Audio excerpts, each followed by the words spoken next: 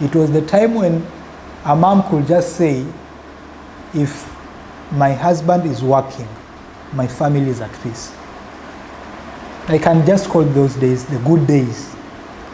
But we went from that stage to the stage that we are in today, where almost everything is different.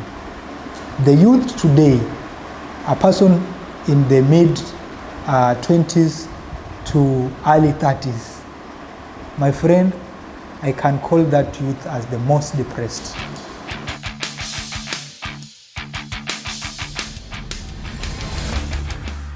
Hello, family and friends. Welcome to Try Africa podcast, where we dive deep into the hearts of developing nations and their journey towards prosperity. I'm always your host, Zablon Mogona, and today's episode, I want to talk a bit different from the normal, a bit far from education, a bit far from culture.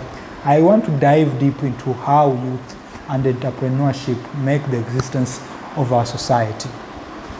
This is just an overview of generally where we have come from as youth, the past youth, the current youth, and the future youth.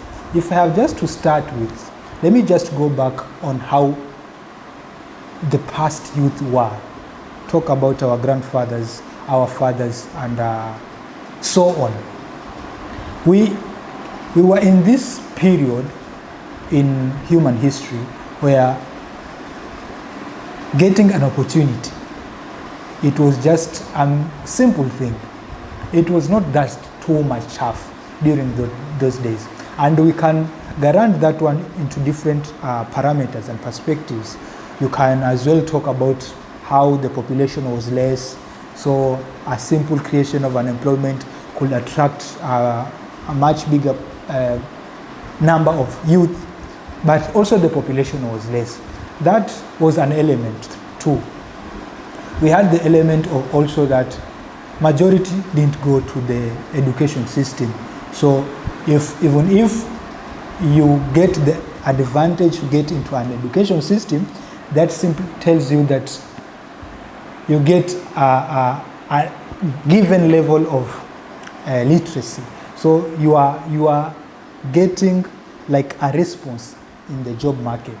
There is also the element of a few family having one person who is maybe a teacher can give an opportunity to the majority of the family.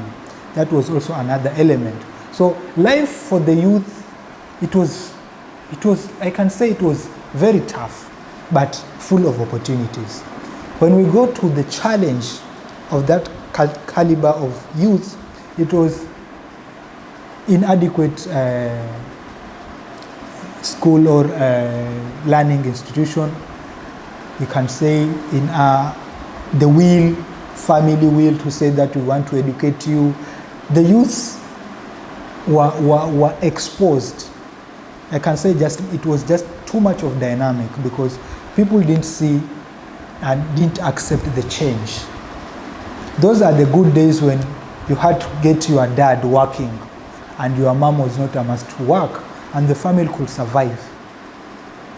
It was the time when a mom could just say, if my husband is working, my family is at peace. I can just call those days the good days. But we went from that stage to the stage that we are in today, where almost everything is different. The youth today, a person in the mid-20s to early 30s, my friend, I can call that youth as the most depressed. Is a person who is totally depressed. Let's just check on his or her opportunities. These are people who are promised that when you go to school, read well, pass, finish your degree, go for your postgraduates, you'll get a job. They're out here with all that knowledge, having nothing. These are people who are promised the so-called heaven, but they have nothing. They are also the people who are given the so-called technology, that everything is now in our laptops, in our tabs, in our phone, purely forgetting everything within our environment. We have now perceived our phones as the source of knowledge. Fine, it can be what we think so, because you are now going the global way, but we are detaching ourselves from the environment. Let me remind you, you become innovative. You become the source of who you are based on your experience. But if your experience is how good you observe your phone, you are using the only opening to your soul as the source of interaction to your environment. You are now believing that what your phone tells you is the right way, and neglecting what the environment says within you becomes your source of knowledge too. So these are all the issues the current youth shares. We are too much used on the so-called gadgets. We are too much used on what we feel. We have neglected the whole society. But even further apart from that, further on that, is that we are now believing that even the so-called gadgets that have moved us astray are the only sources of us earning. So the truly nature of human beings is eroded. We are creating a human being who is based on nurture, based on how you are grown up. This, you are being told to do this, do this, do this, ending up being pressured. You are being just pressurized because you have been seeing your fellow have been told, go do this course, go do this course, do that one. That effect gives you the you, but not what you have been experiencing in the environment. That is just a little bit of the current youth today. Let's talk about maybe the last 10 years, before the COVID era and past the COVID era. These were two directions of the youth life that were significantly tampered with. Someone who viewed himself going in certain trajectory, and then the COVID strikes, the trajectory changes completely. This is the current youth. So from all these dynamics, the family pressure, the general exposure to our gadgets, the simple views of our own new life that we call, the negligation of our environment, our families. I'm good when I'm alone. I don't want to share about everything. All that circle creates the current youth. And if you have to check all those dynamics, it has created a big impact and much pressure to the current youth. We have destroyed the margins that hold the so-called opportunities that the current youth have. Let me emphasize on majority of the current youth that we have today. Guys, it's like we have changed our minds and we are now looking towards becoming robots. Yep. We just think and move our ways towards what our phones, our tabs, our laptops dictate us. And this one is very easy to propagate any propaganda. in this era?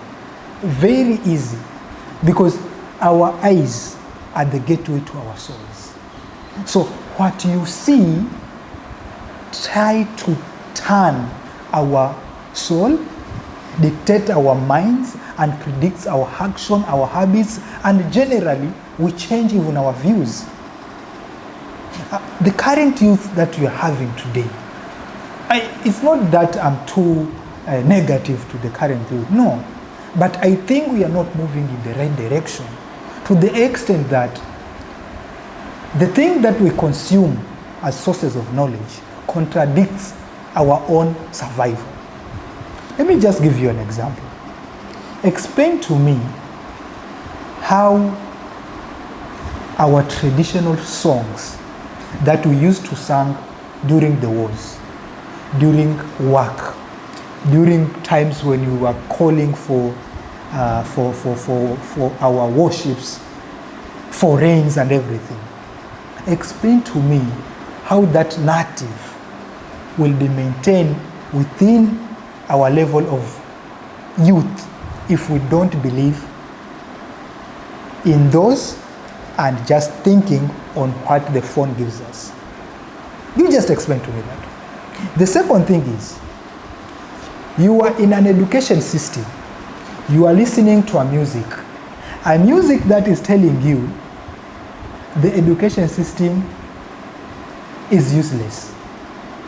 But you as a youth, you are in the same education system. Explain to me how you can support that. And that music repeats in your head. You watch it. It gets into your mind. And you are telling me you'll end up becoming an innovative person? And that should be a lie. But let me take it further to entrepreneurship. I believe entrepreneurship, it forms the base of innovation. Entrepreneurship, innovation, hand in hand. But where do we fail? It is because we feel that what trends, because of the so-called global way, what trends give us an opportunity. Instead of understanding that entrepreneurship and innovation are things that goes hand to hand. But you can't innovate if you don't scan your environment. You can't do that. I have this philosophy where I say, I believe people who are going to schools. If you're going to college, you need to have your problem at hand. You have scanned your environment, get to know what your environment lacks, what are the problems within your environment, and then go to school, study about that problem, and then come solve that problem. That way, no one will go outside the education system without any opportunity. Because you already know that I went to solve a certain problem. And whenever you are solving a problem to humankind, it becomes a source of employment. And that becomes entrepreneurship. I think this is the kind of youth and the direction we need to move towards creating a youth, not only of this generation, but the coming generation, a youth who observe both what the globe requires, but specifically the geographical location he is suited in. Because if we have to improve the whole globe, then every part of the globe needs to improve. So if every part of the globe improves, the globe improves in its entirety. So at that juncture, I believe the youth should be focusing on how better are we solving our problems. Because if you solve that problem, you are creating the entrepreneurship in it through innovation. That, I think, is the direction we need to go. But let me add on the element of artificial intelligence that we have right now. This is a source of opportunity and entrepreneurship that has been brought into our hands. Some of us are maximizing it. Some of us are disregarding it. But I think we need to integrate it with what our values are. Someone asked me, how do you think, or how do you see the youth 20 years to come? And this is what I explained to him. I'm seeing a person who has much of tech in his hands, someone who understands how the technology works, but also a youth who understands who he is, not what has been granted in the education system, but what makes him, the qualities of him towards solving a certain given problem. That is the youth that I think majority of us need to be thinking of. A youth who can say, I can solve this problem, but I need to go and discuss about an innovative way, using these softwares, using this gadget, I'll come and implement it here and eradicate this problem. That is the youth that we are moving towards. The direction that we are going is not how much papers do you have. No, I'm telling you, it's not how much papers you have. It's how much persona are you. How good can you sell the you? If you are a teacher today, you did history and maybe a given language. The point should not be how did you get your credits? No, it's how that language, is how that history can be implemented to transform the environment with given technology to become an innovative way to make you an entrepreneur. That is the quality of a person that is coming in the future. It's not how much papers you have. I have this PhD, I have this number of PhD. That will be nothing. A credit will never be anything today. It's just who you are. So to wrap all these things, the youth that we are in today, believe me, whether you like it or not, education is not a source of employment. It's just a system that was meant to reduce your understanding about concept. That was the aim of education. So you need to move further and look into your inner you.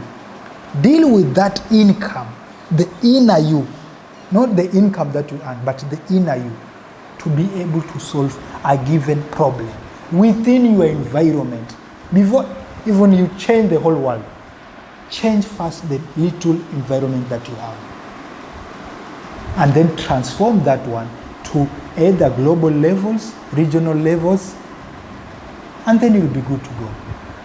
This is the direction of opportunity of the youth as far as entrepreneurship and their life is concerned. Till next time, I'm out.